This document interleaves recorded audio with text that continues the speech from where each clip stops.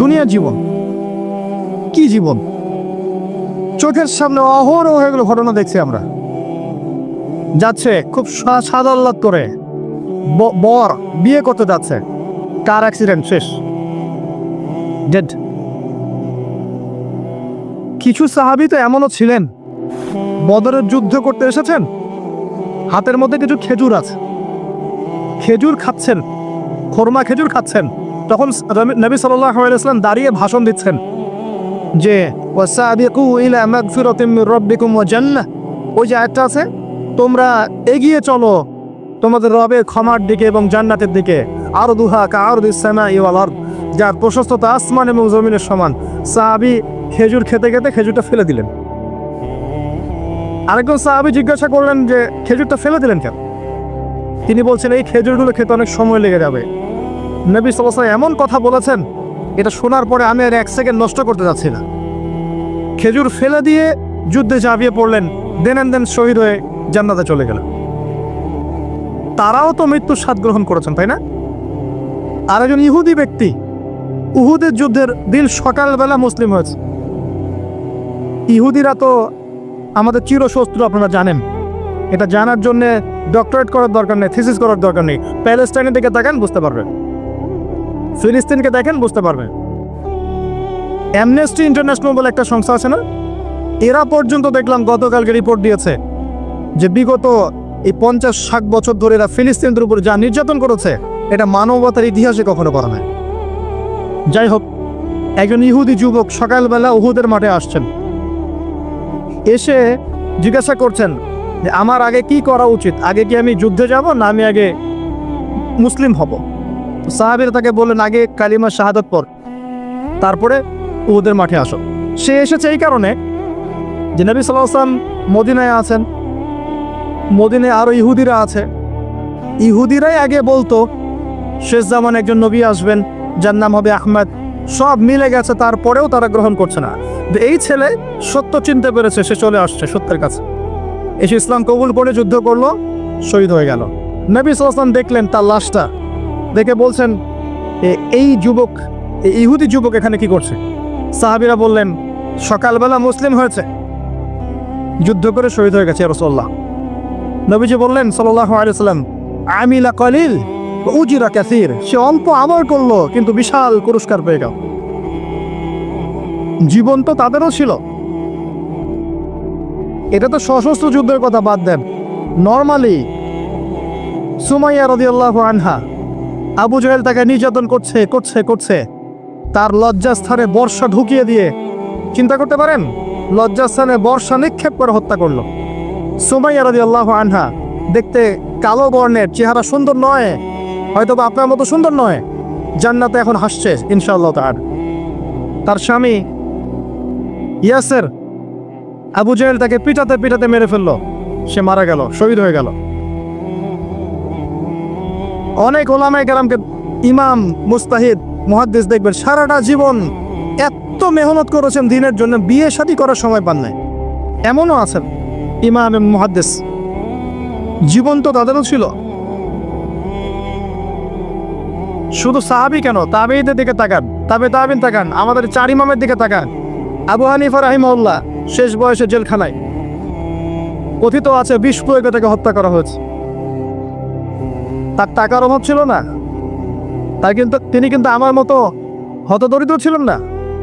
আল্লাহ পাক তাকে সম্পদও দিয়েছিলেন, সমস্ত সম্পদ বিলিয়ে দিয়েছেন দ্বীনের জন্য।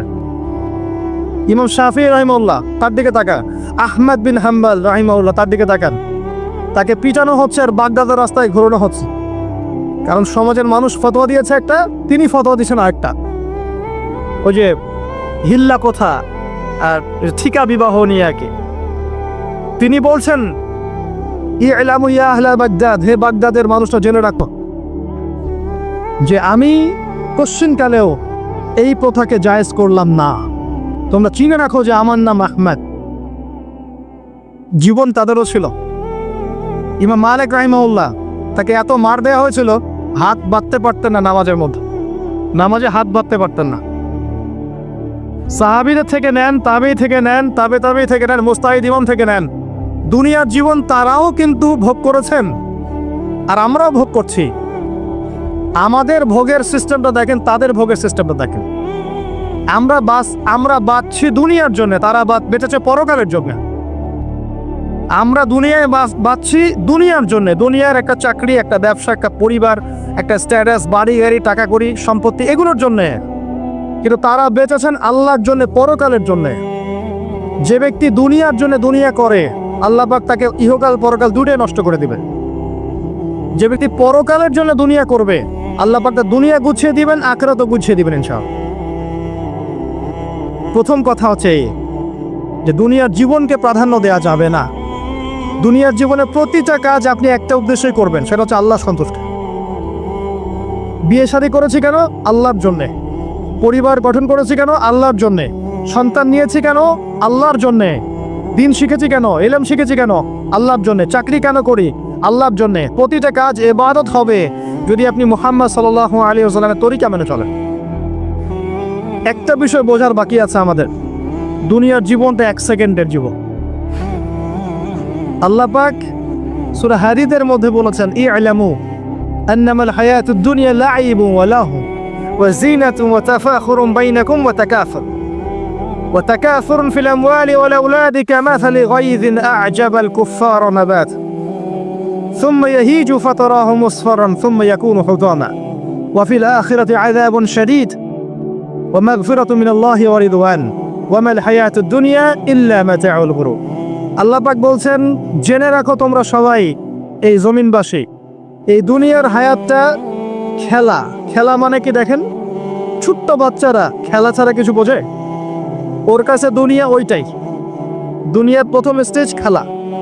বললাহ একটু বড় হবে, যখন কিশোর হবে, ওর কাছে ঠাট্টা হাসি তামাশা, ডোন্ট কেয়ার, দুনিয়াতে কোনো কিছু নেই, খাওয়া দাওয়া ফুর্তি করো, লাভ নেই। আর একটু বড় হবে, ও জিনাতুন তাফাখুরুন বাইনাকুম ওয়া তাকাসুর, একটু বড় হবে তখন বাড়ি গাড়ি, স্ট্যাটাস, সৌন্দর্য, চাকচিক্য, প্রতিযোগিতা, তাফাখুরুন বাইনাকুম ওয়া তাকাসুর। এভাবে দুনিয়ার জীবন যাচ্ছে। এই এক্সাম্পলটা আল্লাহ পাক দিয়েছেন এমনভাবে যে একটা ভূমি ছিল অনুর্বর, বৃষ্টি হলো, সেখানে সবুজ শ্যামল ফসল ফলতো। এক পর্যায়ে ফসলটা আস্তে আস্তে হলুদ বর্ণ ধারণ করলো এবং সেটাকে কেটে ফেলা হলো, তারপর শুধু খড়কুটা বাকি থাকলো। এই হলো দুনিয়ার জীবনের এক্সাম্পল। এরপর পরকালে বাকি আছে দুইটা জিনিস, হয় ক্ষমা, রিদওয়ান মাগফিরাত, ক্ষমা, অথবা আযাবুন শাদীদ। আমাদেরকে মাথায় ইনস্টল করতে হবে, দুনিয়াতে আমরা কেউ থাকতে আসি নাই। প্রথম কথা, এখানে আমরা এসেছি বড়জোর 60, 70, 100 বছরের হায়াত নিয়ে, যার মধ্যে মোটামুটিভাবে 30, 40, 50 বছর চলে গেছে, কারো 20 বছর, 25 বছর চলে গেছে, বুঝতে না বুঝতেই চলে গেছে, মানে ভালো মন্দ বোঝার আগেই শেষ। যদি তার বয়স হয় 60 বছর, তাহলে এখন বাকি আছে 30 বছর। এই ব্যক্তি যদি ঠান্ডা মাথায় রাতের বেলা চিন্তা করে, এই 30 বছর যে আমার চলে গেছে, আমার অ্যাপ্রক্সিমেটলি 30 বছর বাকি আছে। বাকি আছে বুঝলাম, যা চলে গেছে, এই চলে যাওয়া 30 বছরে আমি 10 বার জেনা করেছি, 20 বার মদ খেয়েছি, ঠিক আছে, মানুষের সম্পদ আত্মসাৎ করে খেয়েছি, পরকিয়া করেছি, চুরি করেছি, ডাকাতি করেছি, মিথ্যা বলেছি, নামাজ পড়ি নাই, রোজা রাখি নাই। আমরা প্রত্যেকে যদি আমলনামা ঘাটি আজকে রাত্রে, এরকম একটা লিস্ট আমরা তৈরি করতে পারবো। আজকে রাত্রে বাসায় ফিরে গিয়ে প্রত্যেকে যদি একটা আমলনামা ঘাটতে চাই, চোখ বন্ধ করে চিন্তা করি যে এই 30 বছর আমি কি কি করেছি, দেখবেন আপনি জেনার পাপ পাবেন, মাদকের পাপ পাবেন, অন্যের সম্পদ আত্মসাতের পাপ পাবেন, নামাজ না পড়ার পাপ পাবেন, রোজা রাখেন নাই, যাকাত দেন নাই, কোনো কোনো ক্ষেত্রে মিথ্যা বলেছেন, প্রতারণা করেছেন, মানুষের সম্পদ লুটে পুটে খেয়েছেন, অনেক কিছু করেছেন। কিন্তু আমাদের চলাফেরা দেখলে মনে হয় যে আমরা কোনো পাপ করিনি। এই জায়গায় ঠান্ডা মাথা চিন্তা করে আপনি দেখবেন পাপ দুই রকম। কয় রকম? দুই রকম। আপনি দেখবেন আল্লাহর সাথে জড়িত কিছু পাপ পাবেন, নামাজ করেন নাই, রোজা রাখেন নাই, মিথ্যা বলেছেন, ইত্যাদি ইত্যাদি। কিছু পাপ পাবেন আল্লাহর সাথে জড়িত, কিছু পাবেন মানুষের সাথে জড়িত। আল্লাহর সাথে জড়িত পাপগুলো ক্ষমা নেওয়া খুব সহজ। ওযু করে এসে 2 রাকাত নামাজ পড়ে চোখের জল ফেলে দিয়ে, চোখের পানি ফেলে দিয়ে আল্লাহর কাছে হাত তুলে খালি যদি বলে আল্লাহুম্মা আনতা রাব্বি, বলেন আল্লাহুম্মা আনতা রাব্বি লা ইলাহা ইল্লা আনতা খলাকতানি আনা আবদুক ওয়া আনা আলা আহদিক ওয়া ওয়া'দিকা মাস্তাতা'তু আউযু বিকা মিন শাররি মা সানা'তু আবুউ লাকা বিনি'মাতিকা আলাইয়া ওয়া আবুউ বিযানবি ফাগফিরলি ফাইন্নাহু লা ইয়াগফিরু যুনুবা ইল্লা আনত। এটা না পারেন অ্যাটলিস্ট আস্তাগফিরুল্লাহাল্লাযী লা ইলাহা ইল্লা হুয়াল হাইয়ুল কাইয়ুম 3 বার চোখের পানি ফেলে দেন, আল্লাহর কাছে ওয়াদা করেন আল্লাহ যা করেছি ছেড়ে দিব, আগামী যতদিন বেঁচে থাকবো কোরআন এবং সুন্নাহর বাইরে এক চুল যাব না ইনশাআল্লাহ। এবং আগামী দিনগুলোতে আল্লাহ পাক তোমার আদেশ যখন যেভাবে আসবে আমি পালন করবো ইনশাআল্লাহ। যদি আল্লাহ পাক মনের মধ্যে খুলুসিয়াত দেখেন যে তাওবাতান নাসুহা করছে, মন থেকে তওবা করছে, আল্লাহ পাক আপনার সমস্ত গুনাহগুলোকে নেকিতে কনভার্ট করতে পারে। আল্লাহ পাক শুধু গুনাহ মাফ করবেন তা নয়, আল্লাহ পাক গুনাহগুলোকে নেকি দিয়ে পরিবর্তন করতে পারে। আমি দলিল দিচ্ছি, ইল্লা মান তাবা, সূরা ফুরকান পড়ে দেখেন। তারা ব্যতীত যারা তওবা করলো, ওয়া আমানা ওয়া আমিলা আমালান সালিহা, এবং যারা ঈমান এনেছে এবং সৎ আমল করলো, উলাইকা ইউবাদদিলুল্লাহু সাইয়্যাতিহিম হাসানাত, আল্লাহ পাক এইসব মানুষের গুনাহগুলোকে নেকি দিয়ে পরিবর্তন করে দিবেন ইনশাআল্লাহ। আমাদের নবী মুহাম্মদ সাল্লাল্লাহু আলাইহি ওয়াসাল্লাম দিনে 70 বার, কোন বর্ণনা এসেছে 100 বার তওবা করতেন, 100 বার পড়তেন আস্তাগফিরুল্লাহ ওয়া আতুবু ইলাইহি, আস্তাগফিরুল্লাহ ওয়া আতুবু ইলাইহি। যার আগের কোনো পাপ নাই, পিছনের কোনো পাপ নাই, দিনে 100 বার তওবা করতেন। আমরা একটা রাত এভাবে চিন্তা করেছি যে আমার পাপ কি কি, আজকে রাতে গিয়ে চিন্তা করে দেখবেন আপনি একটা পাপে পরিপূর্ণ একটা আমলনামা পাবেন।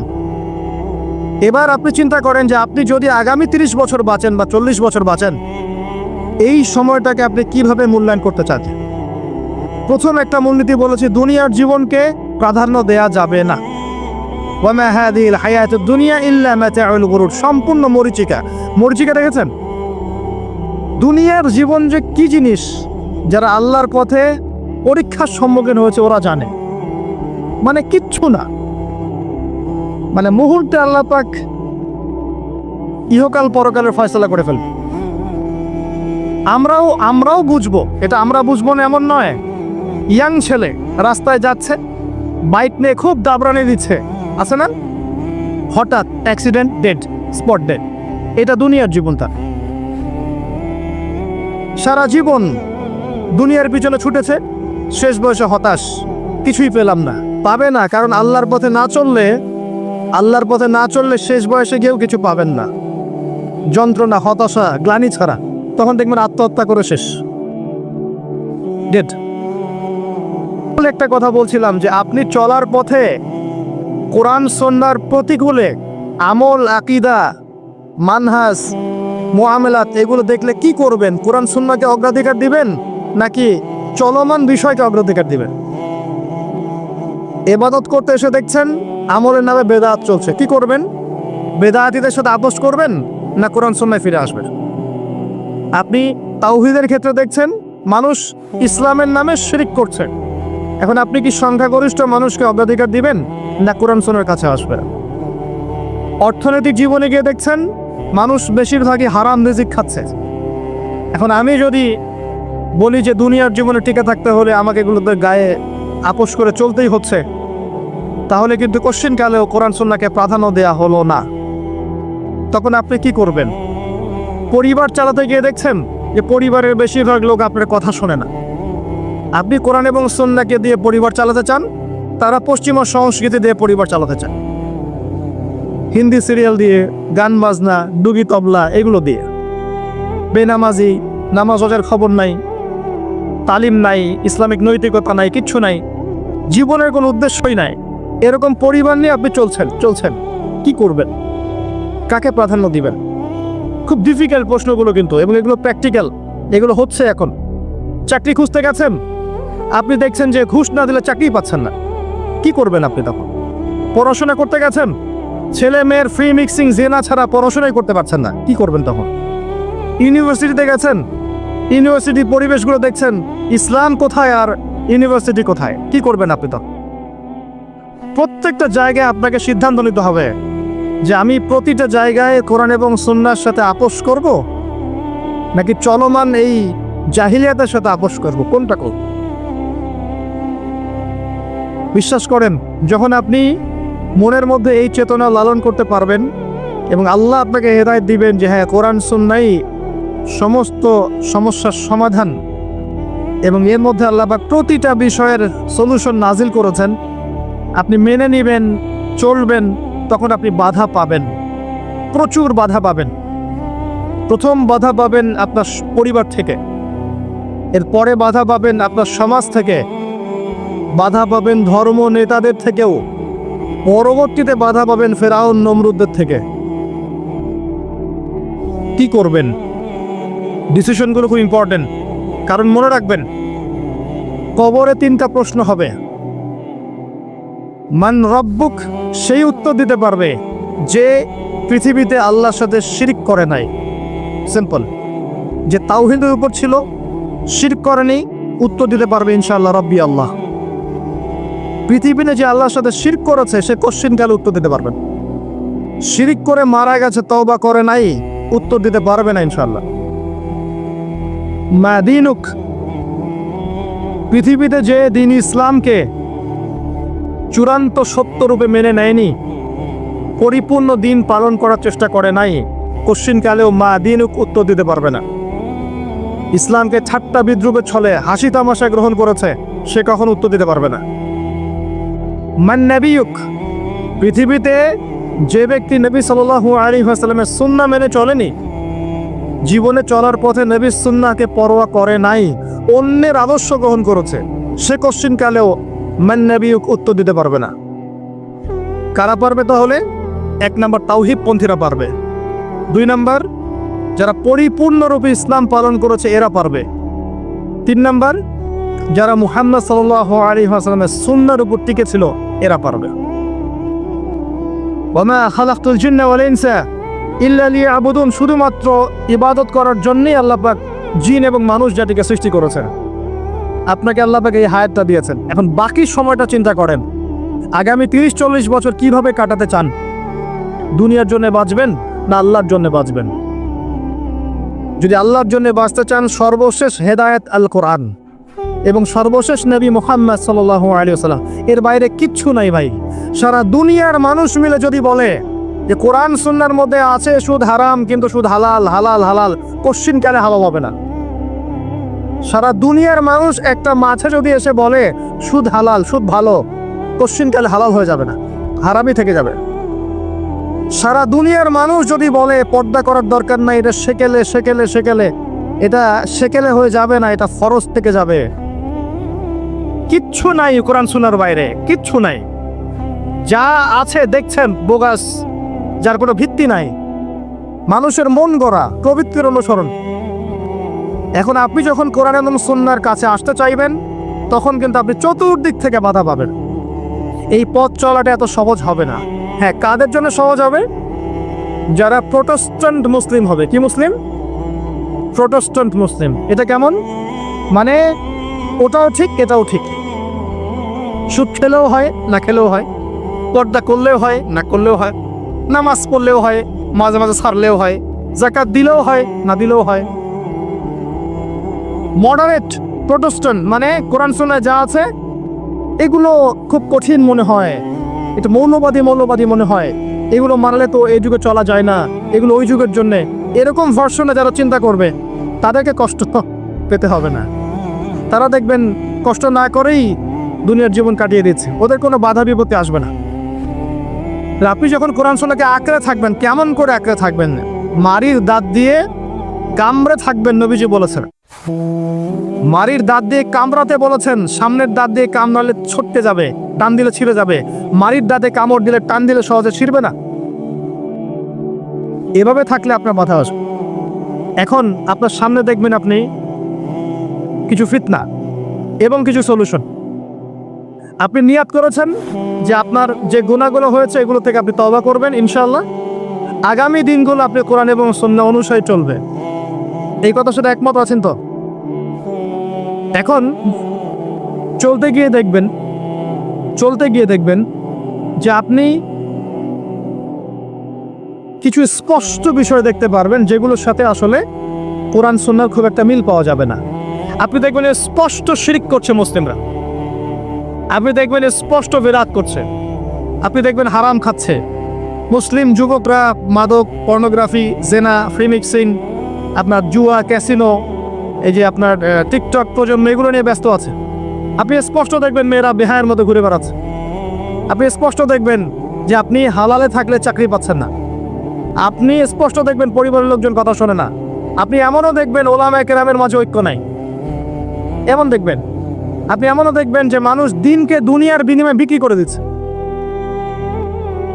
আর এমন দেখবেন যারা আপনার উপরে আছে তারা দিন সম্পর্কে তেমন কোনো জ্ঞান রাখে না। এমন জটিল পরিস্থিতিতে আপনি কি করবেন তখন? এরপরে আপনি যখন বিশ্বের দিকে তাকাবেন তখন দেখবেন বিশ্বের সমস্ত পরাশক্তিরা ঐক্যবদ্ধ ইসলামের বিরুদ্ধে। বিশ্বের সমস্ত বড় বড় পরাশক্তিরা ঐক্যবদ্ধ ইসলামের বিরুদ্ধে। দেখবেন আপনি ইসলামের কোনো খিলাফা নাই, দেখবেন কোনো ইমাম নাই, কোনো আমির নাই, কোনো জামা নাই। দেখবেন আপনি সেই রকম সলফে সালেহিনের যুগের মতো সৌর্যবীর্য, ব্যক্তিত্ব, গায়রত কিছু নেই। মনে হবে যেন আমরা দাসত্বের শৃঙ্খলা আবদ্ধ হয়ে গেছে। তখন আপনি কষ্ট পাবেন মনে মনে। আপনার মধ্যে ইমান থেকে থাকলে আপনি কষ্ট পাবেন, ভিতর থেকে কষ্ট ফিল করবেন। যদি প্যারালাইজড রোগী হয়ে থাকেন তাহলে কষ্ট ফিল করবেন না। চেতনা থাকে দিনের, কষ্ট ফিল করবেন। তখন আপনার স্ট্রাগল শুরু হবে। তখন আল্লাহ যদি আপনাকে বুঝ দেন, আল্লাহ দেখবেন আপনি কি করেন। আপনার মেধা দিয়ে আল্লাহ আপনি কি করেন, আপনার অর্থ দিয়ে আপনি কি করেন, আপনার হায়াতটা দিয়ে আপনি কি করেন, আপনার এই যে জনবল দিয়ে আপনি কি করেন, আল্লাহ আপনাকে যা দিয়েছেন তা দিয়ে আপনি দিনের জন্য কি করছেন, আল্লাহ পাক তখন দেখবেন। এই জায়গায় আমি আপনাকে কিছু সলিউশন বলছি। এটা শুধু আপনাকে বলছি তা নয়, আমি নিজেও এটা ফিল করি, লালন করি। আর আমি এমন কিছু বলবো না যা আমি নিজে আপনার জন্য পছন্দ করি না। যেটা আমি নিজের জন্য পছন্দ করি সেটাই আপনাকে বলবো। প্রথম কথা, এখানে আপনাকে গাইডেন্স দিবে আল কোরআন। এরকম সিচুয়েশনে আপনাকে পথ দেখাবে অনলি আল কোরআন, এরপর নবী সাল্লাল্লাহু আলাইহি ওয়াসাল্লামের হাদিস। এখানে আপনার দায়িত্ব আসবে প্রথমত কোরআন পড়া শিখতে হবে। প্রথম কাজটা কি ভাই? কোরআন পড়া শিখতে হবে, তেলাওয়াত শিখতেই হবে, নিয়মিত তেলাওয়াত করতে হবে। একটা দিন যাবেন আপনার জীবনে যে কোরআন তেলাওয়াত আপনি করেন না, ইনশাআল্লাহ। বেশি থেকে বেশি করবেন, বেশি থেকে বেশি। আমার পরামর্শ হচ্ছে দিনে এক পারা করে করার চেষ্টা করুন। এরপর দায়িত্ব চলে আসবে আপনার কোরআন বোঝা। আপনি কিছু অংশ মুখস্থ করবেন, হিফজ করবেন, অর্থটা বোঝার চেষ্টা করবেন, কোরআনের ভাষাটা শেখার চেষ্টা করবেন। এর সব কিছু আপনি বুঝতে পারবেন না, তখন কি করবেন? আলেম ওলামার কাছে যাবেন, তাদের সোহবতে গিয়ে পড়ে থাকবেন। যে বিষয়টা বুঝতে পারছেন না জিজ্ঞাসা করে জেনে নেবেন। ফাসআলু আহলা যিকরি ইন কুনতুম লা তা'লামুন। এরপর কোরআনের আদেশ নিষেধগুলো আপনি মেনে চলবেন, নিজের পরিবারে এবং নিজের অধীনস্থদের মধ্যে। এরপরে আপনি থেমে যাবেন না। কোরআনের দাওয়াত আপনি যতটুকু জানেন এটা মানুষের কাছে প্রচার করবেন। মাদ্রাসা করবেন, মসজিদ আবাদ করবেন, বক্তব্য চালু করবেন, কোরআনের একটা রেভলিউশন ক্রিয়েট করবেন ইনশাআল্লাহ। কোরআনের জন্য আপনার জান, মাল, অর্থ বিলিয়ে দিবেন। ওই একটা ছোট্ট কাজ দেখবেন পরকালে জান্নাতে যাওয়ার ওসিলা হয়ে গেছে ইনশাআল্লাহ। তারপর আপনি সুন্নতকে পাবেন। ওই সুন্নতের উপরে আপনার 24 ঘন্টাকে সাজাবেন। দিন রাত প্রতিটা আমল আপনি সুন্নাহ অনুযায়ী করার চেষ্টা করবেন। এরপরে গিয়ে আপনার দায়িত্ব আরও বাড়বে। এরপর দায়িত্ব চলে আসবে উম্মাহ কেন্দ্রিক। আপনার তাজকিয়া অর্জন করতে হবে, আত্মশুদ্ধি অর্জন করতে হলে সবসময় পরকালের ফিকির করতে হয়, মৌতের স্মরণ করতে হয়, বেশি বেশি কোরআন তেলাওয়াত করতে হয়, এতিমের মাথায় হাত বোলাতে হয়, আপনার সাদাকা বেশি বেশি করতে হয়, মাঝে মাঝে রোজা রাখতে হয়। এগুলো করতে থাকলে আল্লাহর জিকির বেশি বেশি করতে হয়, আল্লাহর ধ্যান করতে হয়, আল্লাহকে ডাকতে হয়, দোয়া করতে হয়, আত্মশুদ্ধি অর্জন হবে।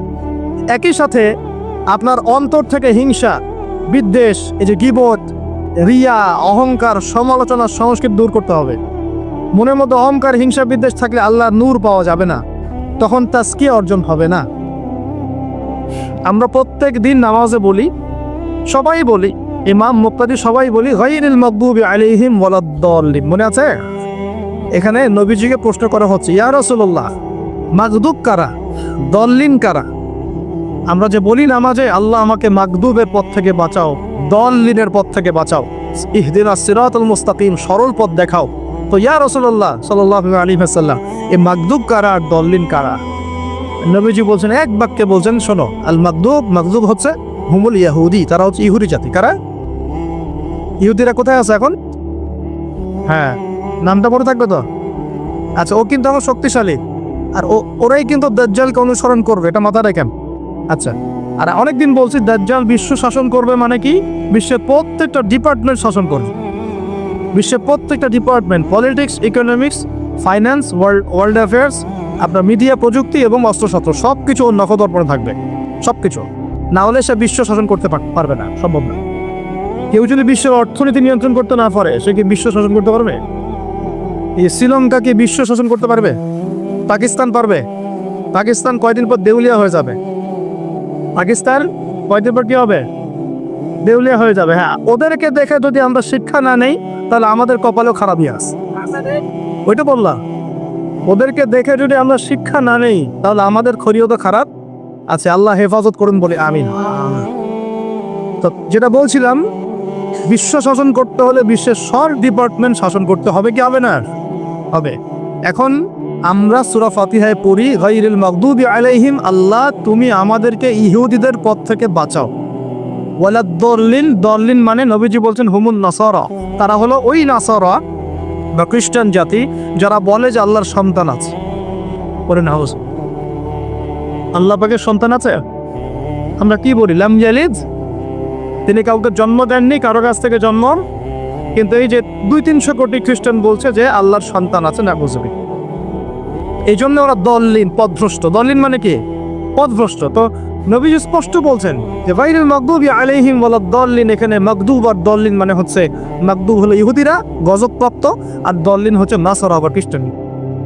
এখন আপনার সাথে আমার কথা, আপনাদের সাথে আমার কথা, আমাদের পলিটিক্স থেকে শুরু করে বাথরুমের কমোড পর্যন্ত, ঠিক আছে, আইন কানুন থেকে শুরু করে আমাদের চেহারা সুরত পর্যন্ত, আমাদের পোশাক পরিচ্ছদ থেকে শুরু করে অর্থনীতি, পরিবার, সবকিছু, এই সব কিছু ওই দুই জাতির অনুসরণে গড়ে উঠেছে।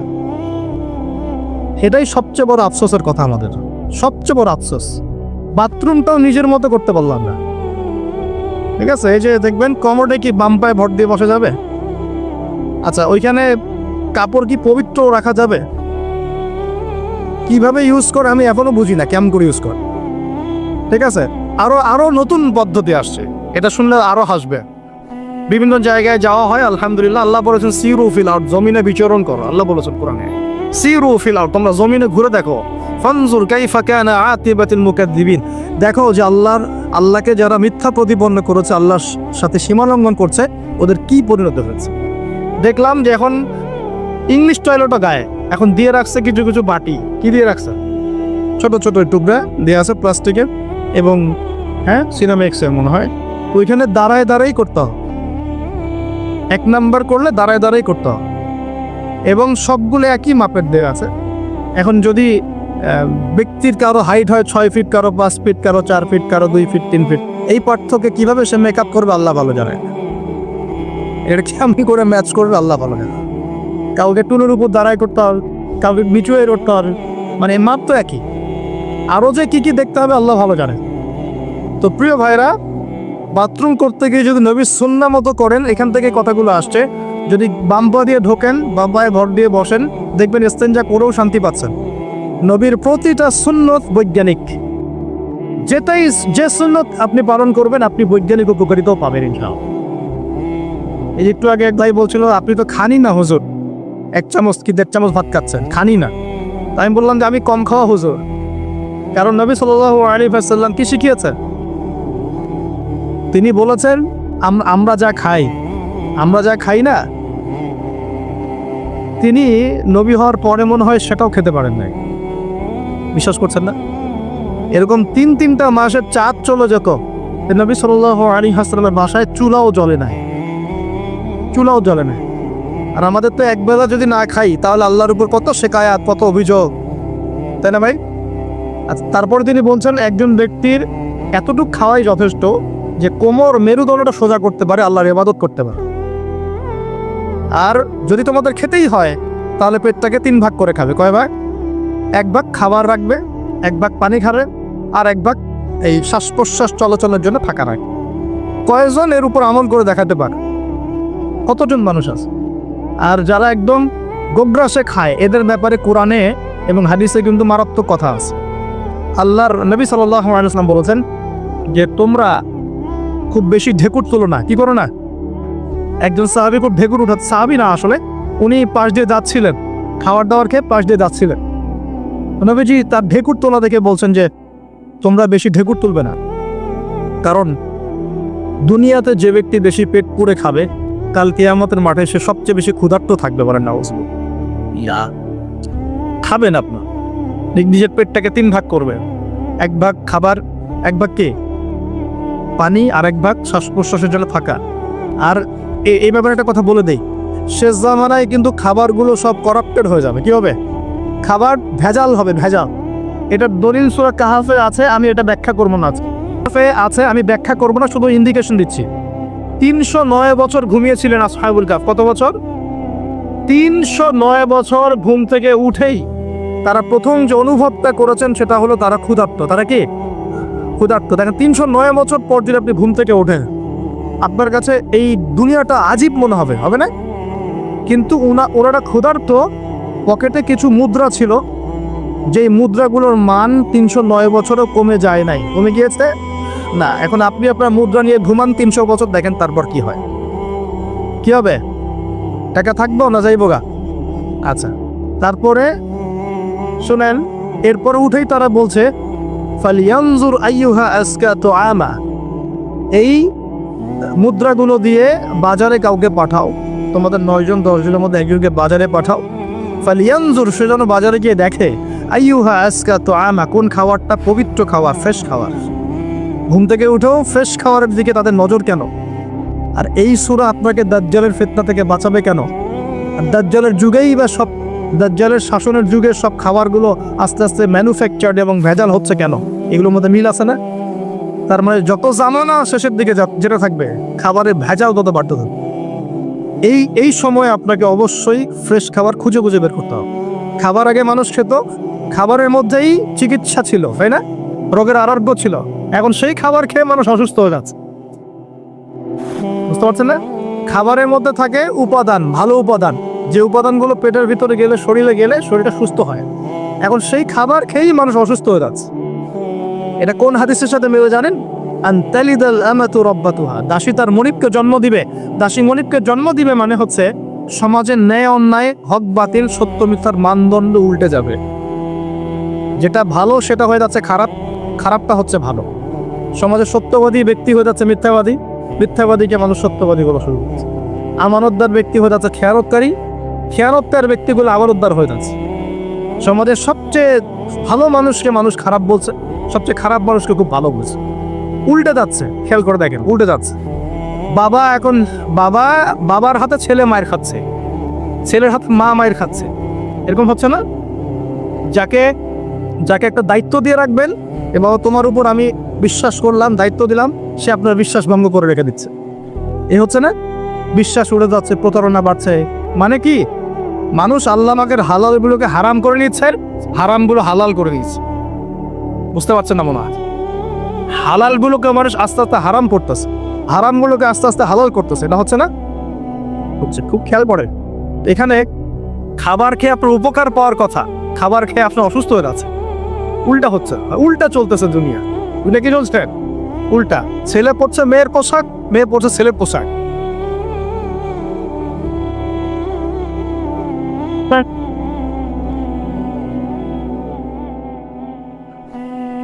বিসমিল্লাহির রহমানির রহিম।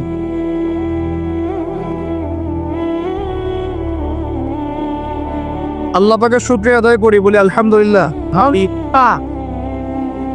নবী সাল্লাল্লাহু আলাইহি ওয়াসাল্লামের প্রতি দরুদ পেশ করি, বলে আল্লাহুম্মা সাল্লি আলা মুহাম্মদ, আল্লাহুম্মা বারিক আলা মুহাম্মদ।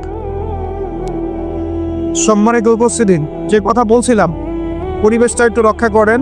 আমরা খুব লম্বা করব না, গুছাই শেষ করছি ইনশাআল্লাহ। বসেন। আমরা যে পয়েন্টটা ছিলাম সেটা হলো যে আমরা যদি আমাদের জীবনের প্রতিটা কাজ 2টা শর্ত মেনে চলি, তাহলে প্রতিটা কাজ কি হবে বলেন? ইবাদত হবে। কি হবে? ইবাদত। শর্ত নাম্বার 1, প্রত্যেকটা কাজ করতে হবে আল্লাহর সন্তুষ্টির জন্য। কার সন্তুষ্টির জন্য? আর 2 নাম্বার, প্রত্যেকটা কাজ করতে হবে একজন ব্যক্তির আদর্শে। তার নাম কি? মুহাম্মদুর রাসূলুল্লাহ সাল্লাল্লাহু আলাইহি ওয়াসাল্লাম। এখন সব কাজ বলতে কি শুধু নামাজ, রোজা, হজ, যাকাত, না জীবনের সব কাজ? এই একটা জিনিস যদি বুঝতে পারি, আমাদের আজকের ওয়াজ সফলের জল। আমরা আমাদের জীবনের প্রতিটা কাজ আমাদের প্রিয় নবী মুহাম্মদ রাসূলুল্লাহ সাল্লাল্লাহু আলাইহি ওয়াসাল্লামের তরিকা মতো করবো ইনশাআল্লাহ। রাজি আছেন ইনশাআল্লাহ? তাহলে এখন বলেন, 5 ওয়াক্ত নামাজ নবীর তরিকায় পড়া যাবে তো ইনশাআল্লাহ? নবীর তরিকায় নামাজ মানে ধীর স্থিরভাবে নামাজ। আমি এই তর্কে যাব না, হাত বাঁধবেন কোথায়, ঠিক আছে?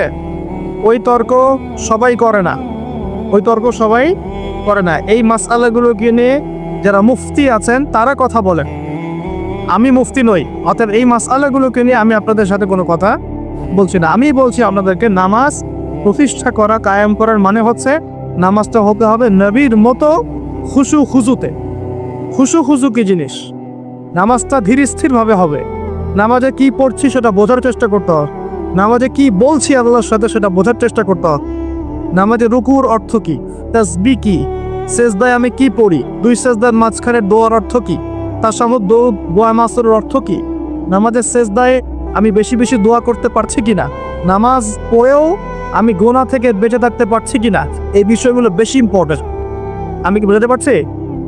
নামাজ ধীর স্থিরভাবে, রিল্যাক্সে, তাড়াহুড়ো নাই, বুঝে বুঝে পড়ার চেষ্টা করবে। আল্লাহ পাক তৌফিক দান। যারা নামাজ ঘড়ি ছেড়ে দেই তাদের জন্য একটা হাদিস।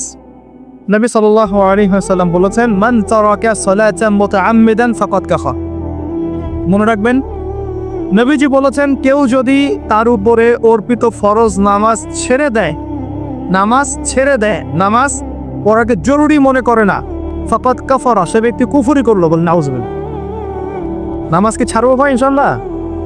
আল্লাহ পাক এবারে সবাইকে 5 ওয়াক্ত নামাজি বানিয়ে দেন বলি আমি। এবং রমজান মাস আসার আগেই নামাজের স্পিড আবার ঢুকতে হবে, পারবো ইনশাআল্লাহ? আল্লাহ আমাদের সবাইকে কবুল করুন বলি আমিন। এবং রমজান মাসে সুস্থতার সাথে রোজা রাখার তৌফিক দান করুন। হ্যাঁ, রমজানের শব্দটা যখন এসেই গেল, আর দুটো কথা বলি। রমজান মাসের সবচেয়ে বড় বৈশিষ্ট্য হচ্ছে এই মাসে আল্লাহ পাক কোরআন নাজিল করেছেন। কি করেছেন?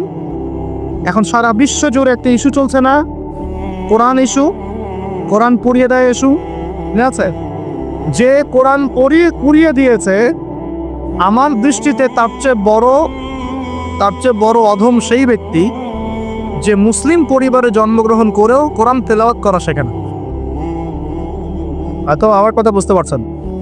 কোরআন একজন পুড়িয়ে দিয়েছে, যদি আমার ক্ষমতা থাকতো ওর গর্দান নামাই দিতাম, কিন্তু তার চেয়েও বড় অপরাধী আমার কাছে আছে, আমাদের চোখে আছে। কে? যে মুসলিম পরিবারে 20, 30, 40 বছর থেকে আছে, মুসলিম সমাজে, মুসলিম পরিবারে নামাজে যায়, ইমামদেরকে চেনে, আলেমদের সাথে সম্পর্ক আছে, এরপরেও সে কোরআন তেলাওয়াত করতে পারে না। এ বড় অপরাধী আমার কাছে। কে বড় অপরাধী? এটা লজ্জার না? একটা মুসলিম পরিবারের থেকে আমি কোরআন তেলাওয়াত করতে জানবো না, লজ্জার না? নাকি আপনারা সেই সব শায়েখ হতে যাচ্ছেন যে কোরআন তেলাওয়াতও করতে জানে না, বাহাসের জন্য ডাকে মানুষকে? দেখেন নাই এরকম আছে না? মনে হয় যেভাবে ইসলাম পালন করা যাবে। ইসলামের জ্ঞান অর্জনের প্রথম ধাপটাই হচ্ছে বিশুদ্ধ করে কোরআন তেলাওয়াত করা। প্রথম ধাপ কি?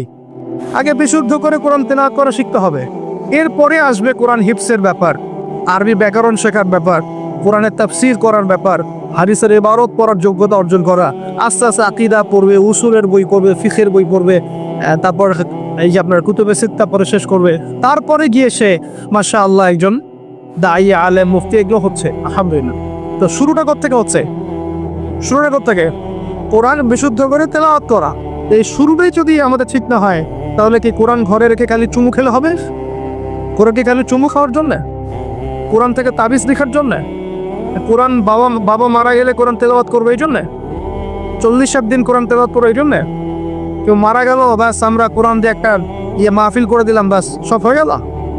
আস্তাগফিরুল্লাহ। আল্লাহ পাক আমাদের সবাইকে যেন কোরআন তেলাওয়াত শেখার তৌফিক দান করেন। একটা চ্যালেঞ্জ গ্রহণ করেন যে আমি নিজে কোরআন তেলাওয়াত করা শিখবো, আরো 10 জনকে শিখাবো। বাড়া যাবে না? এই একজন প্রত্যেকে যদি নিজে শিখি আর প্রত্যেকে যদি 10 জন করে শিখাতে পারি, শোনেন, প্রত্যেকে যদি নিজে শিখি, এবং নিজ নিজ পরিবার বা নিজের আমার আন্ডারে যাওয়া আছে, মনে করেন আপনি একজন একটা গার্মেন্টসের মালিক, আপনার আন্ডারে অনেক মানুষ চাকরি করে না, নিজে নামাজ পড়লেন, নিজে কোরআন তেলাওয়াত করা শিখলেন, আপনি যদি তাদেরকে নৈশকালীন কোরআন শেখান, সবার নেকি আপনি পাচ্ছেন না? আপনার পরিবার আছে, পরিবারে আপনি নামাজ পড়েন, এখন আপনি কোরআন তেলাওয়াত করতে জানেন, এখন আপনার মা, বোন, স্ত্রী, সন্তানদেরকে আপনি শেখালেন, এই পুরো পরিবারটা কোরআন ওয়ালা হলো না? একটা সমাজের দায়িত্বশীল আমি। হ্যাঁ, চেয়ারম্যান সাহেব মনে করেন বললেন যে আমি নামাজ পড়ি, আমি কোরআন তেলাওয়াত করতে জানি, আমি এলাকার সব মানুষকে কোরআন তেলাওয়াত করা শেখাবো ইনশাল্লাহ। পারা যাবে না? এভাবে যদি সবাই দায়িত্ব নেই, আমার বিশ্বাস 10 বছরের মধ্যে বাংলাদেশের 16 কোটি মানুষের কোরআন শেখানো যাবে। ওই দিন আর স্লোগান তুলতে হবে না, জাল কোরআনের আলো ঘরে ঘরে চাল, অটোমেটিকলি সবার ঘরে কোরআন জ্বলে যাবে। জানবে না? এই কাজটা না করে খালি স্লোগান দিলে কাজ হবে? বলেন তো কাজ হবে? এই যে একটা আয়াতই বললাম, গায়রুল মাগদুবি আলাইহিম ওয়ালাদ-দাল্লিন, এখন তো বুঝলেন আয়াত অর্থ কি? আল্লাহর রাসূল আমাদেরকে বলছেন তোমরা ইহুদিদের পথ অনুসরণ করো না, তোমরা নাসারাদের পথ অনুসরণ করো না, কিন্তু বাস্তবতা হচ্ছে আমার সব ক্ষেত্রেই ওদের আদর্শই চলছে না? আপনার বিয়ে শাদী, বিয়ের আগের অনুষ্ঠান, গায়ে হলুদ, আপনার পরিবার, আপনি যে মিডিয়াগুলো দেখছেন সেই মিডিয়াগুলো, হ্যাঁ, আপনার পলিটিক্যাল সিস্টেম, সুদভিত্তিক অর্থনৈতিক সিস্টেম, তারপরে আপনার কি বলবো, দেহের পোশাক পরিচ্ছেদ, লেবাস, পোশাক, চেহারা, সুরত, সবকিছু ওদের মতো না? আমি তো দেখালাম, এমনকি বাথরুমের কবর্ড পর্যন্ত ওদের মতোই, তাই না? তো এখন এই একটা আয়াত বুঝলেই আপনি বুঝতে পারছেন যে আসলে সব উল্টা চলছে। এখন যদি পুরো কোরআনটা বুঝতে পারি, পুরো কোরআনের 6236টা আয়াতই বুঝতে পারি, তাহলে এই সমস্ত পরিবর্তন হতে সময় লাগবে? এই কারণেই তো কোরআন থেকে দূরে সরানোর জন্য এত পায়তারা চলছে। মানুষ চাচ্ছে, এক শ্রেণীর মানুষ চাচ্ছে বিশ্বের যে মুসলিমরা যেন কোরআন থেকে দূরে সরে যায়। তারা জানে যদি আমরা কোরআন থেকে দূরে সরে যাই, আমাদেরকে শাসন করা সহজ হবে। ওই পশ্চিমারা আমাদেরকে শাসন সহজেই করতে পারে, আর আমরা যদি কোরআনকে আঁকড়ে ধরি, ওদের বাপেরও ক্ষমতা নেই আমাদেরকে শাসন করি, বরং আমরা ওদেরকে শাসন করবো ইনশাআল্লাহ। আমরা করি না, মনে করছে 1200 বছর 1200 বছর করেছি। কত বছর? বিশ্বাস করছেন না? ইতিহাস পড়েন, নবী সাল্লাল্লাহু আলাইহি ওয়াসাল্লামের যুগ থেকে শুরু করে এই তো 1914 সাল পর্যন্ত আমরা সারা বিশ্ব সালেম পড়েছি না। মনে হচ্ছে গাল গল্প। এখন বিগত 70, 80, 100 বছরে আপনার কাছে মনে হচ্ছে যে শক্তি তো সব ওদের হাতে চলে গেছে, আমাদের হাতে নাই। ইনশাআল্লাহ তাআলা আবার ফিরে আসবে ইনশাআল্লাহ। তবে ওই যে বললাম, এমনি আসবে মান্না সালোয়ার মতো, নাকি আমাদের কিছু দায়িত্ব আছে ভাই? এই যে প্রথম এক ভাই বলেছিল না কি করতে হবে, এখন শোনেন কি করতে হবে। 1 নাম্বার, আমাদের সবাইকে তওবা করে ফিরে আসতে হবে। কি করতে হবে? সূরা নূর পড়ছিলাম আসার সময়, আল্লাহ পাক বলেছেন, তুবু ইলাল্লাহি জামিআন আইয়ুহাল মুমিনুন লাআল্লাকুম তুফলিহুন। তোমরা সবাই একসাথে, হে মুমিনগণ, তোমরা সবাই একসাথে আল্লাহর কাছে তওবা করো যাতে তোমরা সফল হতে পারো। আগে কি করতে হবে?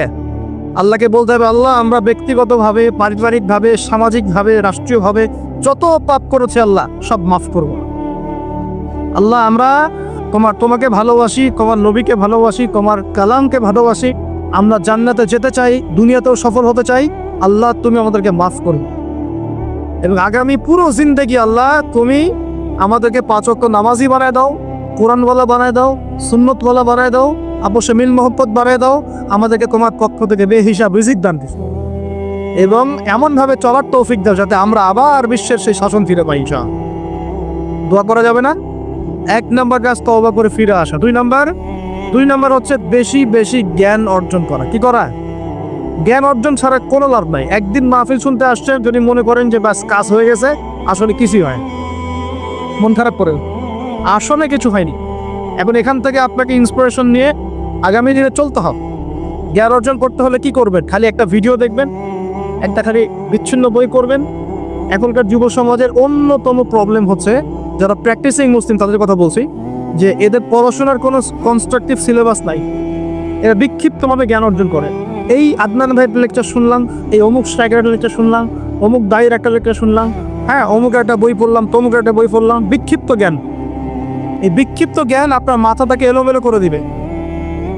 আর অনলাইনে ঢুকলে দেখবেন এ ওর বিরুদ্ধে কথা বলছে, এ ওর বিরুদ্ধে, এ ওর পিছনে লেগে আছে, এ পিছনে লেগে আছে। এখানে ভালো যতটুকু পাবেন, খারাপের চেয়ে বেশি পাবেন। এখানে এভাবে জ্ঞান অর্জন করা যাবে। কিভাবে? যেভাবে আমরা চেষ্টা করছি। হয়তো ওয়াজ মাহফিল এসে আমরা যতটুকু জানি এর 30-40-50% কথাও কিন্তু বলতে পারি না। যা জানি তা হয়তো 30-40% আমরা বলতে পারি বিভিন্ন কারণ। কিন্তু জ্ঞান অর্জনের পথটা কি হবে? এখানে মাদ্রাসা আছে, মসজিদ মাদ্রাসা, কওমি ওলামায়ে কেরাম আছেন না? ওলামায়ে কেরামের পাগড়ি ধরে বসে থাকবে। কি করবে? ওলামায়ে কেরামের পাগড়ি ধরে বসে থাকবে। শুরু করাবে তারা, দেখবেন আপনি যান, আপনাকে শুরু করাবে কোরআন তেলাওয়াত থেকে। আগে কোরআন তেলাওয়াত করা শিখবেন। সময় লাগুক 1 বছর, লাগুক, যাক 1 বছর লাগবে, আমি শিখবো, ব্যাস 1 নাম্বার। তারপরে ওটা যখন ভালো পারবেন, দেখবেন ওলামায়ে কেরাম আপনাকে বলবে যে এই সূরাগুলো মুখস্থ করো। আপনি নামাজের জন্য যে সূরাগুলো লাগে মুখস্থ করতে হবে না? নামাজের ফরজ, ওয়াজিব, এই সুন্নত মুস্তাহাব জানতে হবে না? এই মাসলাগুলো জানবেন, সূরা কালাম মুখস্থ করবেন, দোয়া কালাম মুখস্থ করবেন। তারপরে আপনি যদি আরও বেশি চান, আপনি হিফজ করবেন। কোরআন কি করবেন? হিফজ মানে মুখস্থ করবেন। আমার তো মনে হয় আমরা যদি 1 বছর চেষ্টা করি, আমরা সবাই কমপক্ষে 1 পারা হলেও মুখস্থ করতে পারবো না? ইনশাআল্লাহ, কোনো সমস্যা নেই। এরপরে আপনি যদি আরও বেশি চান, তখন আরবি ভাষা এবং সাহিত্যের কিছু ব্যাকরণিক ক্লাসিক্যাল বই আছে। এই বইগুলো ধরে ধরে পড়তে হবে আলেমদের কাছে। খুব বেশি সময় লাগবে না। আপনি মনে করছেন যে অনেক সময় লাগবে, এত সময় লাগবে না। আপনার মেধা যদি শার্প হয়, এটা ডিফার করে। কারো মেধা খুব শার্প, কারো মেধা অল্প নিতে পারে। ইনশাআল্লাহ 2-3 বছর সময় দেন, ইনশাআল্লাহ দেখবেন আপনি অ্যারাবিক ক্লাসিক্যাল বইগুলো পড়ার যোগ্যতা অর্জন করেছেন। এরপর কি লাগবে? এরপর আসবেন আপনি হাদিসের বইগুলো পড়বেন। আস্তে আস্তে আপনি তাফসির অনুবাদগুলো কিনবেন। এখন তো হাদিসের বইগুলো বাংলায় অনুবাদ হয়ে গেছে। অনেক তাফসির বাজারে চলে আসছে। এই তাফসির পড়লে আপনি মুফাসসির হয়ে যাবেন, মুহাদ্দিস হয়ে যাবেন, এটা বলছি না, কিন্তু অ্যাটলিস্ট আপনি কোরআন তো জানতে পারবেন। এর মধ্যে যেগুলো বুঝবেন না, আবার আলেমের কাছে যাবে, ওস্তাদ এটা বুঝতে পারলাম না। আমরা তো প্রতিদিনই কথা বলি যে উস্তাদ এটা বুঝতে পারলাম, হুজুর এটা বুঝতে পারলাম। প্রত্যেক দিনই বড় বুঝবো কতটুকু, এই জ্ঞান কত গভীর, এই গভীর সমুদ্রের সব জ্ঞানকে অর্জন করা আমার পক্ষে সম্ভব? আমরা তো মনে করি 10%, 5% জ্ঞান আমরা অর্জন করতে পারি না। কিন্তু কন্টিনিউয়াসলি চেষ্টা থাকলে আল্লাহর পক্ষ থেকে জ্ঞান আসবে ইনশাআল্লাহ। জ্ঞান কার পক্ষ থেকে আসে? এই ডিগ্রির সার্টিফিকেট মানেই জ্ঞান নয়। ডিগ্রি সার্টিফিকেট অর্জন করেছি মানেই যে বড় একজন ইসলাম বেত্তা হয়ে গেছে, এমন নয় বিষয়। জ্ঞান কার পক্ষ থেকে আসে? আর অনেক বড় বড় ডিগ্রি অর্জন করেও যদি মনের মধ্যে রিয়া, অহংকার এগুলো থাকে, তাহলে ওই জ্ঞানেও কোনো লাভ নেই। লাভ আছে? ইবলিসের কি জ্ঞানের কোনো লাভ আছে? ও কিন্তু বড় আবেদ ছিল, অহংকারের কারণে পথভ্রষ্ট হয়ে গেছে। আল্লাহ মাফ করুন। তো এভাবে প্রচেষ্টা চালান, আল্লাহর কাছে বেশি বেশি দোয়া করেন। প্রত্যেক দিন বলবেন রব্বি জিদনি ইলমা। কি বলবেন? রব্বি জিদনি ইলমা। বলবেন রব্বি ইশরাহ লি সাদরি ওয়া ইয়াসসির লি আমরি ওয়াহলুল উকদাতাম মিন লিসানি ইয়াফকাহু কওলি আল্লাহুম্মা ফাক্কিহনি ফিদ-দীন ওয়া আল্লিমনি আত-তা'উইল। এগুলো দোয়া করবেন। এই দোয়াগুলো করতে থাকলে দেখবেন ইনশাআল্লাহ জ্ঞান পাবেন, আল্লাহর পক্ষ থেকে জ্ঞান পাবেন। তো তওবা করার পর প্রথম কাজ কি ভাই? বলেন, জ্ঞান অর্জন করা। ইকরা বিসমি রাব্বিকাল্লাযী খালাক। আর এই জ্ঞান নিয়ে তো অনেক কথা হচ্ছে না? এনে জ্ঞান অর্জন করবেন কোন জ্ঞান? যে জ্ঞান আপনাকে আল্লাহ এবং তার রাসূলের দিকে নিয়ে যাবে, সেই জ্ঞান অর্জন করবেন। যে জ্ঞান আপনাকে আল্লাহ এবং তার রাসূল থেকে দূরে সরাই দিবে, সেই জ্ঞান অর্জন করতে যাবেন। ব্যাস, কথা শেষ। এখন আপনি নিজে বুঝতে পারবেন কোন জ্ঞান আপনাকে আল্লাহর দিকে নিচ্ছে আর কোন জ্ঞান আপনাকে আল্লাহ থেকে দূরে সরাচ্ছে। শুধুমাত্র ইসলামিক জ্ঞানই কি অর্জন করব, না বৈষয়িক জ্ঞানও দরকার আছে? উত্তর, অবশ্যই বৈষয়িক জ্ঞানও দরকার আছে। এটাই উত্তর। এই বৈষয়িক জেনারেল জ্ঞানগুলো অর্জন না করলে কোরআন সুন্নাহকে হাতে নিয়ে বিশ্বকে চ্যালেঞ্জ করা যাবে। বুঝতে পারছেন না কথা? কোরআন সুন্নাহর জ্ঞান থাকবে ভিতরে, আবার আপনার মধ্যে সমকালীন জ্ঞানগুলো থাকবে। এরপরে দেখবেন ইনশাআল্লাহ আপনি ডিনামাইট। ইনশাআল্লাহ আপনি পলিটিক্স বুঝবেন, আপনি সোশ্যাল অ্যাফেয়ার্স বুঝবেন, আপনি পলিটিক্যাল অ্যাফেয়ার্স বুঝবেন, ওয়ার্ল্ড অ্যাফেয়ার্স বুঝবেন, ইকোনমিক সেকশন বুঝবেন, সবই বুঝবেন ইনশাআল্লাহ। তাহলে আপনি তখন জনশক্তি হবেন। কি হবে? জনশক্তি। এর সাথে দরকার কারিগরি শিক্ষা। কি শিক্ষা? এই শিক্ষাটাও খুব দরকার। কারণ চাইনিজরা দেখেন না, কারিগরি শিক্ষার এবং কৃষি শিক্ষায় দক্ষ হওয়ার ফলে তারা কৃষি জমি বাড়াতে পেরেছে, প্রবৃদ্ধির হার বাড়াতে পেরেছে, এবং কারিগরি শিক্ষা, প্র্যাকটিক্যাল শিক্ষিত হয়ে ওরা সারা বিশ্বের ডিভাইস যন্ত্রগুলো তৈরি করেছে এবং সারা বিশ্বের মার্কেট দখল করে বসে আছে। আপনার হাতে যে ফোনটা, ওটাও দেখবেন তারই তৈরি। তাহলে এই শিক্ষাটা বেশি ইম্পর্টেন্ট, প্র্যাকটিক্যাল শিক্ষা। তো প্রথম কথা ভাই, তওবা করে ফিরে আসতে হবে। দ্বিতীয় কথা হচ্ছে অবশ্যই সবাইকে কি করতে হবে ভাই? জ্ঞান অর্জন করতে হবে। জ্ঞান অর্জনের একটা সিলেবাস আছে, এটা বললাম। কোরআন শেখেন, আরবি শেখেন, হাদিস পড়া শেখেন, ওলামায়ে কেরামের সোহবতে থাকেন, ইনশাআল্লাহ তাআলা আল্লাহ আপনাকে জ্ঞান দিবেন ইনশাআল্লাহ। আর জ্ঞান আসা মাত্রই যে আমি সবকিছু বুঝে ফেলবো তা নয়। জ্ঞান অর্জন একটা ক্রমবর্ধমান সিলসিলা, দোলনা থেকে কবর পর্যন্ত শেখার কোনো শেষ আছে? আল্লাহ পাক আমাদের সবাইকে জ্ঞান অর্জন করার তৌফিক দান করুন। এরপর কি, ওই যে আল্লাহ পাক ইবাদত করতে পাঠিয়েছেন দুনিয়ায়, তাই যতটুকু জানবো ততটুকু আমল করবো ইনশাআল্লাহ। করা যাবে ইনশাআল্লাহ? যা জানি আমল করবো ইনশাআল্লাহ। জেনেছি আজকে আমি যে সুবহানাল্লাহ পড়লে 100 বার সুবহানাল্লাহ পড়লে 1000 নেকি হয়, বাস আমল করা হবে। জেনেছি আজকে কোরআনের একটা হরফ করলে 10 নেকি হয়, কোরআন তেলাওয়াত করবো ইনশাআল্লাহ। এখনই জেনেছি সূরা কাহাফের প্রথম 10 আয়াত মুখস্থ করলে আল্লাহ দাজ্জাল থেকে বাঁচাবেন, মুখস্থ করে দিন। একটু আগে জানলাম ঘুমানোর আদব কি, আজকে আমল করবো ইনশাআল্লাহ। একটু আগে জানলাম ইস্তেঞ্জা করার আদব কি, আজকে আমল করবো ইনশাআল্লাহ। যা জানবো আমল করবো ইনশাআল্লাহ, করা যাবে ইনশাআল্লাহ। এবং নিজে আমল করব, সবার আগে নিজের পরিবারে প্রতিষ্ঠা করব। আগে সমাজে দোষ দিব না, আগে কোথায় দেব? আগে পরিবারে। আমার পরিবারে যদি বেনামাজি থাকে আমার সন্তান সন্ততি, আর আমি নামাজের ওয়াজ করে বেড়াই, মানুষ শুনবে? আমার পরিবারে আল্লাহ না করুক যদি নিজের বউ বেপর্দায় চলে, হ্যাঁ, আর আমি যদি আসে আপনাকে পর্দার ওয়াজ করে, আপনি শুনবেন? করে দিলেও শুনবেন। এই কারণে আগে নিজের পরিবারের মধ্যে কায়েমের চেষ্টা করতে হবে। এখানে একটা কথা বলে রাখি, অনেক চেষ্টা করার পরেও কখনো কখনো পরিবারের লোকজন নাও শুনতে পারে, বুঝতে পারলেন? অনেক চেষ্টা করেছেন তারপরেও পরিবারের লোক শুনছে না, এমন হতে পারে না? নূহ আলাইহিস সালামের ক্ষেত্রে হয় নাই, লূত আলাইহিস সালামের ক্ষেত্রে হয়নি, হয়েছে। তাই বলে হতাশ হবেন না, তখন ওদের হিসাব ওরা দিবে, আপনার হিসাব আপনি দিবেন। আপনি আপনার বড় চেষ্টা করেছেন, আল্লাহ পাক তৌফিক না করুন। পরিবারে প্রতিষ্ঠা করব আমল, এরপরে আমি সমাজে দাওয়াতি কাজ করব। দুটো কাজ করব, এক আমর বিল মারুফের কাজ করব, সবাইকে সৎ কাজে আদেশ করব, সৎ কাজে আদেশ করব। আর দুই তানহাউনা আনিল মুনকার ওয়া নাহি আনিল মুনকার, এই কাজ করব, মানুষকে আমি অন্যায় থেকে নিষেধ করব ইনশাআল্লাহ। কেন? কারণ আল্লাহ পাক সূরাতুল আলী ইমরানের 110 নম্বর আয়াতে বলেছেন, কুনতুম খায়রা উম্মাহ, তোমরা হচ্ছে শ্রেষ্ঠ জাতি। তোমরা মানে আমরা, উম্মতে মুহাম্মদ। তোমাদের কাজ তিনটা। কুনতুম খায়রা উম্মাহ উখরিজাত লিন-নাস, তোমাদেরকে মানব জাতির কল্যাণের জন্য বের করা হয়েছে। তা'মুরুনা বিল মা'রুফ, তোমরা সবাই মানুষকে সৎ কাজে আদেশ করবে। ওয়া তানহাউনা আনিল মুনকার, সবাই তোমরা অসৎ কাজে নিষেধ করবে। ওয়া তু'মিনুনা বিল্লাহ, আল্লাহর প্রতি ঈমান রাখবে। এই তিনটা আমাদের কাজ। আল্লাহ পাক আমাদের সবাইকে এই আমর বিল মারুফ নাহি আনিল মুনকার এই আমল করার তৌফিক দান করুন। এগুলো শেখার জন্য তাবলীগ জামাত একটা ভালো প্ল্যাটফর্ম। ওখানে যাবেন, সময় লাগাবেন, আপনাকে সুন্নত শেখাবে, নামাজের ট্রেনিং দেওয়া হবে, নামাজ পড়া শেখাবে, আপনাকে দাওয়াত দেওয়া শেখাবে। সীমাবদ্ধতা সবার মধ্যেই আছে, তারপরেও আমাদেরকে এই ধাপগুলো অতিক্রম করেই সামনের দিকে যেতে হবে। আল্লাহ পাক তৌফিক দান। আর এটা খুবই দুঃখজনক যে এখন আমাদের এই ভাইদের মধ্যেও অনেক সময় কিছু ফিকশন দেখা যাচ্ছে। আমরা দোয়া করে আল্লাহ পাক তাদের মধ্যে এই যে বিভক্তি, আল্লাহ পাক এই বিভক্তিটাকে দূর করে দিন, আমি ঐক্যবদ্ধ আর তৌফিক দান করুন বলে আন। খুবই আফসোসের বিষয় এগুলো। আল্লাহ পাক আমাদেরকে হেফাজত করুন, বোঝার তৌফিক দান করুন। ওয়া'তাসিমু বিহাবলিল্লাহি জামিআন ওয়া লা তাফাররাকু, আল্লাহ বলছেন তোমরা সবাই আল্লাহর রজ্জু একসাথে ধরো, ঐক্যবদ্ধ হবে, দলে দলে বিভক্ত হয়েও না। এই ছোটখাটো বিষয়গুলোকে নিয়ে আমরা আস্তে আস্তে 73 দল তো কত আগেই হয়ে গেছে, এখন 73,000 দল হয়ে গেছে আল্লাহ মাফ। কিন্তু এটা আমাদের জন্য ক্ষতির কারণ নেই।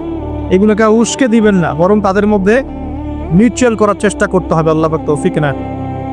তো প্রিয় ভাইরা, আমরা আমর বিল মারুফ নাহি আনিল মুনকারের কাজ করব এবং পাশাপাশি পারিবারিক আদর্শ ঠিক করব, আর অবশ্যই হালাল খাওয়ার চেষ্টা করবো ইনশাআল্লাহ। নিজেদের যে প্রতিভা আল্লাহ পাক দিয়েছেন, কাউকে ক্ষমতা দিয়েছেন, কাউকে অর্থ দিয়েছেন, কাউকে বলার যোগ্যতা দিয়েছেন, কাউকে লেখার যোগ্যতা দিয়েছেন, ঠিক আছে? যাকে আল্লাহ পাক যা দিয়েছেন আল্লাহর পক্ষ থেকে, এটাকে দিনের কল্যাণে কাজে লাগানোর চেষ্টা করবো ইনশাআল্লাহ তাআলা।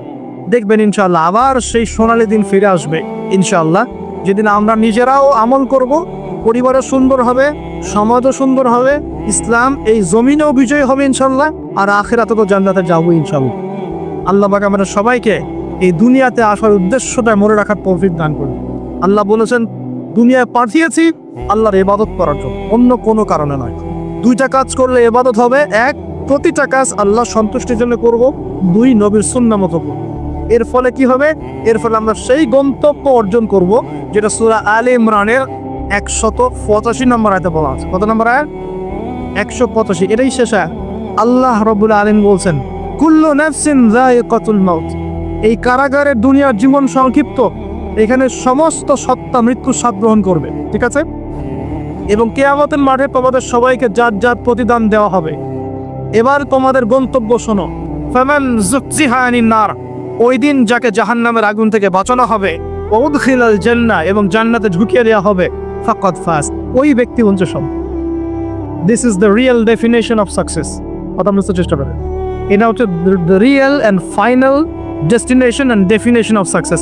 এটা সাফল্যের সবচেয়ে সেরা এবং কি বলবো, চূড়ান্ত সাফল্যের সংজ্ঞা। এটা হলো সবচেয়ে সেরা এবং চূড়ান্ত সাফল্যের সংজ্ঞা। দুনিয়ার সাফল্যের সংজ্ঞা ঠিক না। এই বাড়ি গাড়ি টাকা করে স্ট্যাটাস ক্ষমতা, এগুলো সাফল্যের সংজ্ঞা আমরা বানিয়েছি।